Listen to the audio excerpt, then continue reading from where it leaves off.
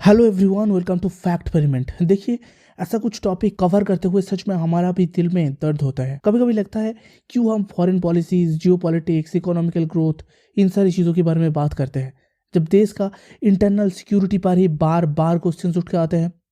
देखिए, डायरेक्ट घटना पर आते हैं। वेस्ट बंगाल का एक डिस्ट्रिक्ट है नॉर्थ 24 परगना, और यहाँ पर एक छोटा सा आइलैंड विलेज है जिसका नाम है संदेश खाली। यहाँ का टोटल जो पॉपुलेशन है, अगर आप वोटर्स नंबर से देखेंगे तो 1,72,352 वोटर्स है इसी जगह में। ठीक है, अभी देखिए, इसी जगह का जो रूलिंग पार्टी है वो है तृणमूल कांग्रेस, जो टोटल वेस्ट बंगाल का ही रूलिंग पार्टी है। उसी तृणमूल कांग्रेस का इंचार्ज ऑफ ऑफिसर्स है इसी जगह में शाहजहां शेख, और शाहजहां शेख इसी संदेश खाली का डिस्ट्रिक्ट काउंसिलर भी है। अभी देखिए, यहाँ का लोकल विलेजर्स का रेशन और करोड़ों रुपया ब्लैकिंग करने के लिए ईडी ने शाहजहां शेख के ऊपर मामला दायर करते हैं। जब ईडी ने 5 जनवरी शाहजहां शेख का घर में पहुंचते हैं उसको अरेस्ट करने के लिए, तब ईडी का ऊपर हमला होता है। देखिए, मैं आपको ना एक चीज बोल देता हूँ, ये जो शाहजहां शेख है ना, ये एक गुंडा टाइप आदमी है। ठीक है, इसका पूरा गैंग है इस एरिया पर, इस संदेश खाली एरिया पर, और इसी गैंग ने ईडी के ऊपर अटैक किया। अब ईडी का कुछ ऑफिसर्स भी इंजर्ड हो गया। ठीक है, और इसकी बात इस पूरी संदेश खाली एरिया पर सेक्शन 144 लागू कर दिया गया। आपको पता है 144 का मतलब एक जगह में 4 से ज्यादा लोग एक साथ में जमा नहीं हो सकते, साथ में कोई भी मीटिंग, प्रोटेस्ट इसी जगह में नहीं हो सकते। अभी देखिए, सेक्शन 144 लागू होने का बाद भी अभी की टाइम पे संदेश खाली का जो नॉर्मल पीपल है अपने गुस्से पर टूट पड़ते हैं 2 लोगों के ऊपर। ये जो शेख शाहजहां की बात मैंने बोला था ना आपको, शेख शाहजहां का 2 हैंड है, एक है उत्तम सरदार और दूसरा है शिव प्रसाद हाजरा। ठीक है, इसी संदेश खाली का जो नॉर्मल पीपल है, जो आम आदमी है, इसी ने शिव प्रसाद हाजरा का पोल्ट्री फार्म एस्टेट पूरी तरीके से जला देते हैं। बहुत हद तक प्रोटेस्ट स्प्रेड हो जाते हैं पूरी संदेश खाली तक 9 फरवरी में। और समझने की बात है, यहाँ पर सारी घर का महिलाओं ने रास्ते पर आ गया प्रोटेस्ट करने के लिए। ठीक है, कोई पॉलिटिकल मैटर नहीं है, लोगों ने अपने फ्रीडम के लिए, अपने हक के लिए आम आदमी रास्ते पर प्रोटेक्ट करने आ गया। ठीक है, अब समझने की बात है जो इन लोगों का आरोप क्या है। अभी देखिए, अगर आप आम आदमी का जो आरोप है उसके ऊपर नजर रखेंगे तो दिल डरा देने वाला डेटा बाहर आता है। पहला जो आरोप है वो है सेक्सुअल हैरेसमेंट महिलाओं के ऊपर। मैं इसका 2-4 एग्जाम्पल आपको देने वाला हूँ। ठीक है, पहले एक एग्जाम्पल बहुत यहाँ पर हाईलाइट होकर आ रहा है। जो महिलाओं के साथ, जो घर का नॉर्मल महिला है यहाँ पर, ठीक है, उन लोगों के साथ 2 AM तक, रात में 2 AM तक मीटिंग चलते थे।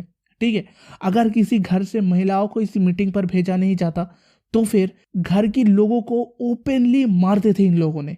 ठीक है, मतलब आप समझ सकते हो रात में 2 AM पर किस टाइप का मीटिंग चलते हैं यहाँ पर। इवेंचुअली यहाँ पर प्रेग्नेंट महिलाओं के ऊपर भी सेक्सुअल हैरेसमेंट का केस दर्ज किया गया है इन सारे नेता लोगों के ऊपर। उसके साथ लैंड कैप्चर कर लेना, आम आदमी का लैंड जहां पर वो लोग रहते हैं, उसका दुकान है, वो हार्वेस्टिंग करते हैं, उस लैंड को कैप्चर कर लेना इलीगली। उसके साथ लेबर को विदाउट पेमेंट काम करवाना अपनी जमीन पर। ठीक है, ये सब बहुत सारी टर्चर, एक की बात एक उठ के आ रहा है। अभी देखिए, इसी एरिया का माहौल इतना खतरनाक है। ठीक है, अब आप जस्ट इमेजिन नहीं कर सकते, रात में लोगों के घर पर कॉल करके बोला जा रहा है, आपके घर पर जो लेडीज़ है, किसी हस्बैंड को कॉल करके बोला जा रहा है, आपका वाइफ है, किसी फादर्स को कॉल करके बोला जा रहा है, आपका जो डॉटर्स है उसको पार्टी ऑफिस पर भेजिए, इन सारी नेता लोगों के पास भेजिए। रात में, इतना रात में कॉल करके बोला जा रहा है, मतलब कितना खतरनाक, कितना दर्दनाक कंडीशन है, आप समझ सकते हो इस जगह के लोगों का। ठीक है, अभी देखिए, रिसेंटली एक न्यूज़ आया है, वेस्ट बंगाल गवर्नर जो है वो भी संदेश खाली पहुंचा है इन लोगों की बात सुनने के लिए, जो महिलाओं प्रोटेस्ट कर रहे हैं उन प्रोटेस्टिंग महिलाओं की बात सुनने के लिए। ठीक है, अब देखिए, यहाँ पर भी एक दिलचस्प घटना है। जब गवर्नर ने संदेश खाली तक आ रहा था तब उसका कार को बीच रास्ते में रोका गया था टीएमसी के लोगों की द्वारा। ठीक है, कुछ ग्राउंड लोगों की द्वारा।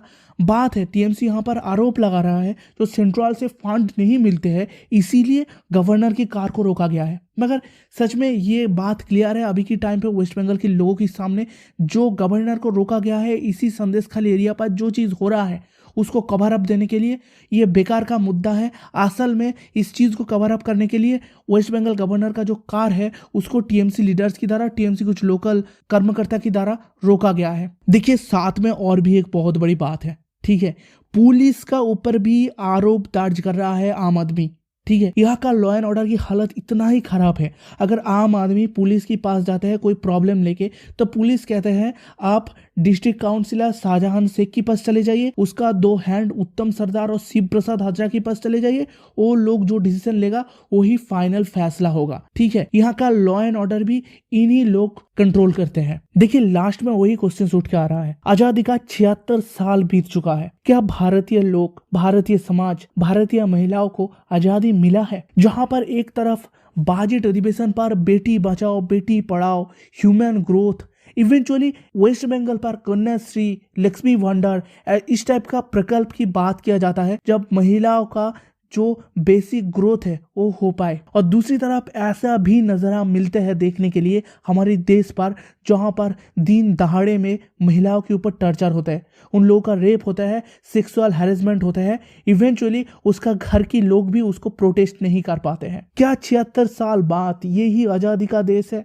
सोचने की बात है। क्या इसीलिए हम foreign policies, geopolitics, economical growth, इन सारी चीज़ों की बात करते हैं कि इसी तरीके से इंडिया वर्ल्ड का 3rd लार्जेस्ट इकोनॉमी बनेगा, सुपर पावर बनेगा? अगर इंटरनल सिक्योरिटी इतना पावरफुल नहीं होगा तो फिर ना तो हम फॉरेन पॉलिसीज को लेके बाहर में जियोपॉलिटिक्स को ठीक से कंट्रोल कर पाएंगे, ना ही जो टोटल इकोनॉमिकल ग्रोथ है इंडिया का वो खूबसूरत तरीके से आगे बढ़ेगा। देखिए, लास्ट में मैं एक ही बात पूछना चाहता हूँ, जब देश में ह्यूमन डेवलपमेंट की बात किया जाता है, जब देश में वुमेन डेवलपमेंट की बात किया जाता है, उसके लिए स्कीम लॉन्च किया जाता है, मगर जब ब्रिजभूषण जैसा गुंडे, वेस्ट बंगाल पर शाहजहां शेख जैसा गुंडे हमारा वुमेन पर टॉर्चर करते हैं, हमारा आम आदमी पर टॉर्चर करते हैं, तब हर एक गवर्नमेंट क्यों चुप रहता है? सिर्फ वोट बैंक के लिए सवाल उठते ही रहेंगे।